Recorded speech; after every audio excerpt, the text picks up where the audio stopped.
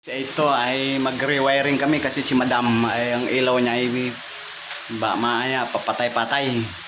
Kaya wiring namin para magkawala ng problema si Madam. Vlogger. Kaya ngayon papalitan natin ng mga wire. Kasama natin si Daddy, ang aking partner.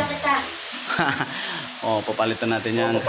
Kasi sorted ang ginawa namin, sorted kasi ang ano niyan, supply. Kapag inon mong breaker, patay siya. Automatic. Abangan na lang guys kung matapos na to. Namin siyang install, hindi ba namin ang switch. So dito na ang switch niyan, dati ang switch niyan isa lang. Bale sabay-sabay umiilaw. Ngayon okay na. Diba? Op. Doon ang switch niyan sa dulo kabila. Yan naman. Yan. Tapos guys, ito rin naman sa may lababo, may ilaw, binago rin yan dati. Ang switch niya magkakasabay, tatlo yan doon. Ito naman ang switch niyan. Ang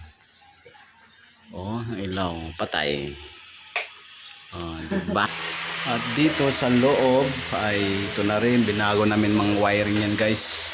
Pati rito, binaklas namin yan. Tinan mo. Binaklas. Kaya ito, okay na yan. Ito na ang switch niyan.